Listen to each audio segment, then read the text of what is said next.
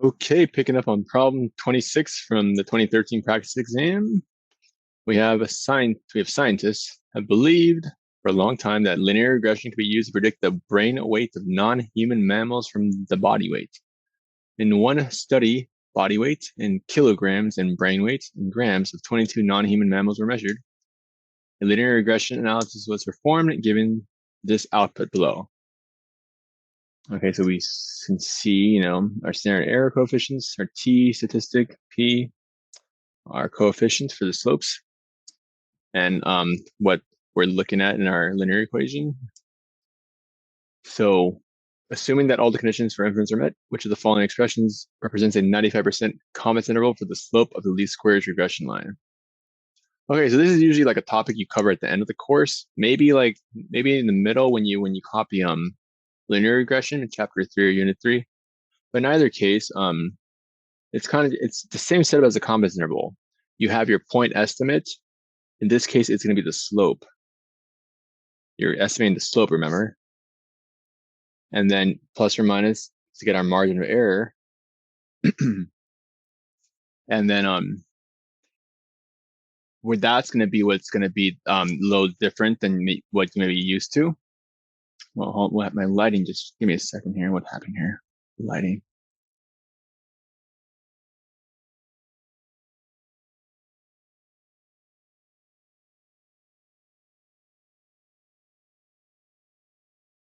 That's all good.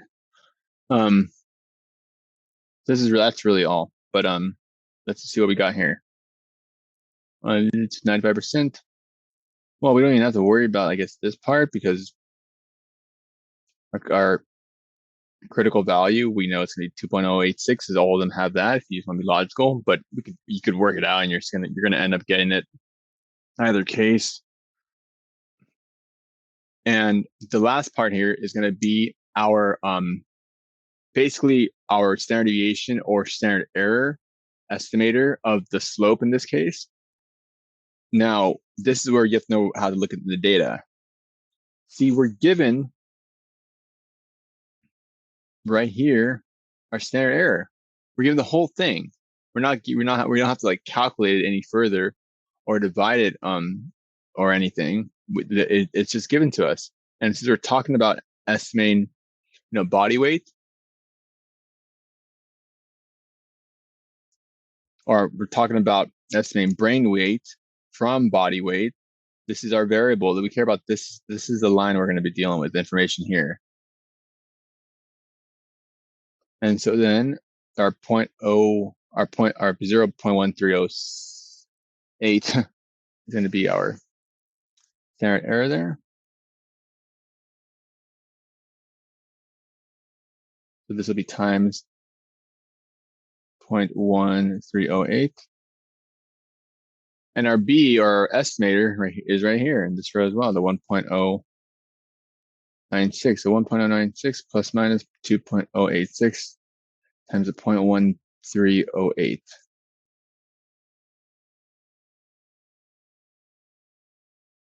Let me actually just write it formally because I forgot to write that formally. So remember, it's our point estimator B plus or minus our T star critical value.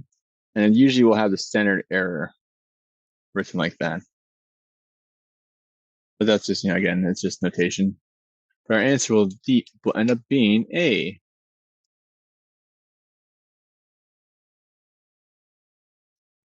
Cool.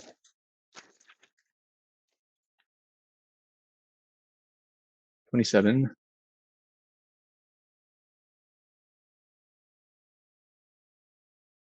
Okay, so we have to read this through. No, like math, I guess. A certain motel is roughly 20 minutes or 20 miles from the entrance to Yosemite. I've never been. One day I'll go.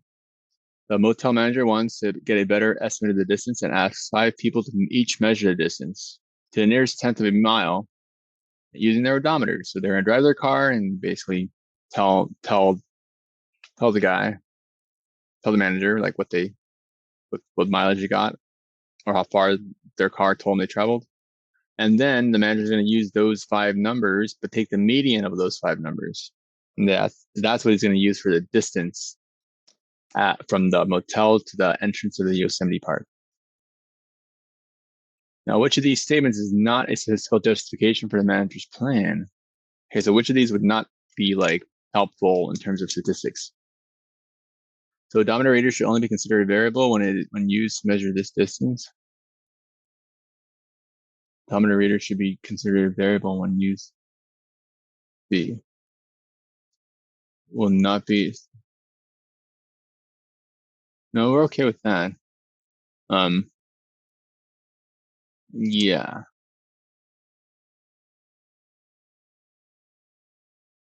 because how do I say it?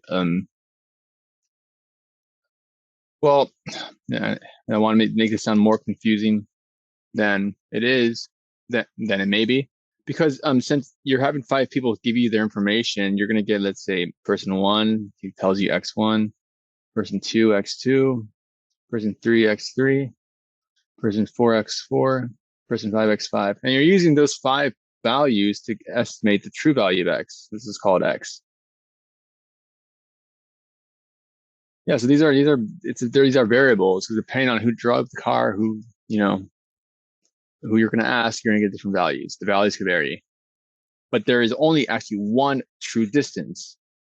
The true distance from your hotel, from the motel to the national park, but doesn't mean that the data is not going to be varying.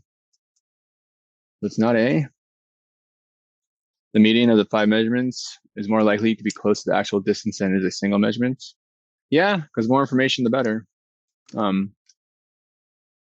that's okay.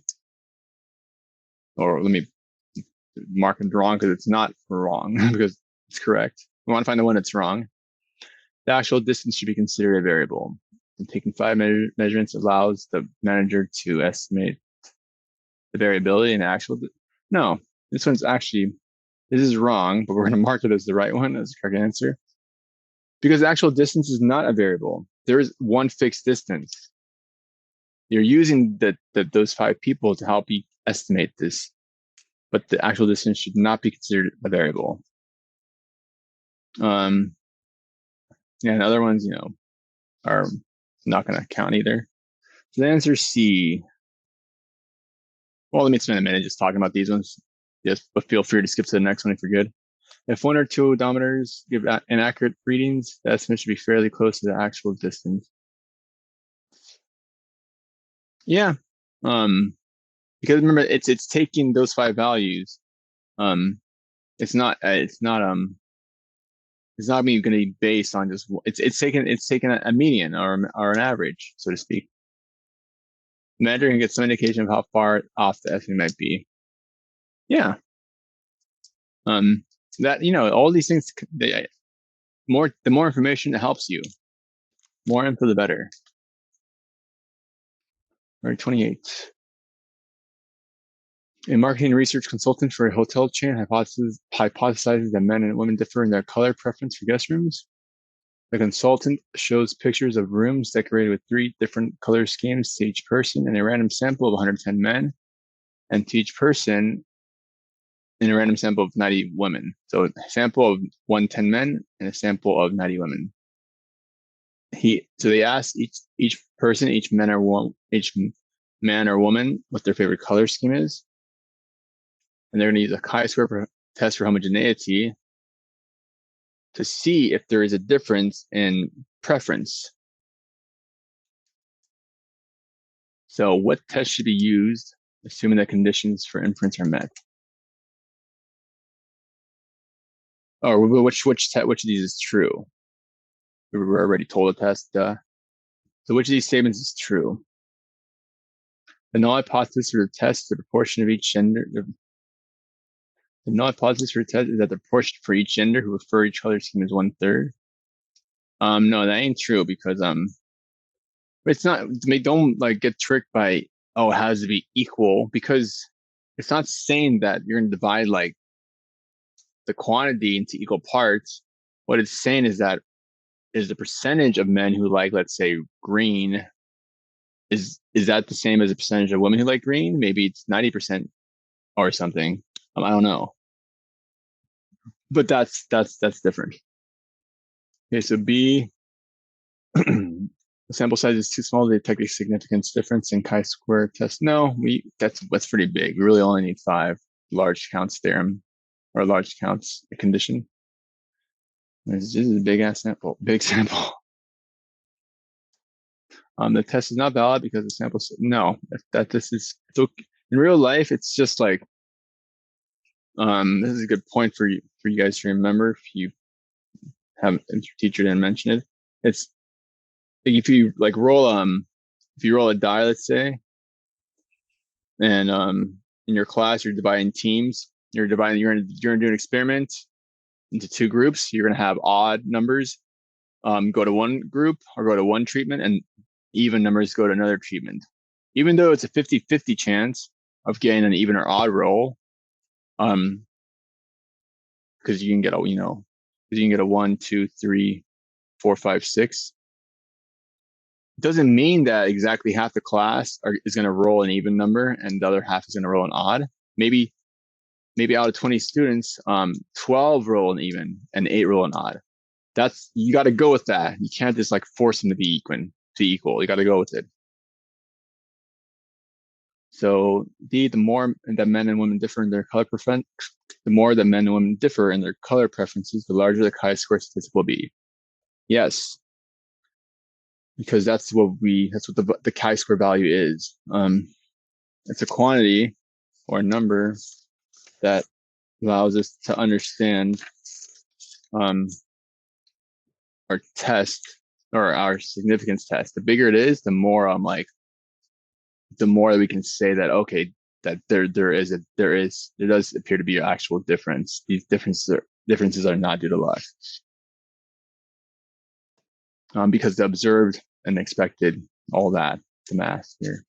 And remember, it will usually, maybe if you want a little picture, remember the chi-square distribution will kind of look like this. Does it go to infinity? It only goes to the right. Remember, it only gets bigger. It's not like It's not like the T distribution or the Z distribution. Anyways, I'm gonna stop it there. So I'm gonna pick up in the next video on problem 29, I believe. That's what yeah, 29. So again, give me some feedback. If find something you can help me with or something I can improve on, let me know.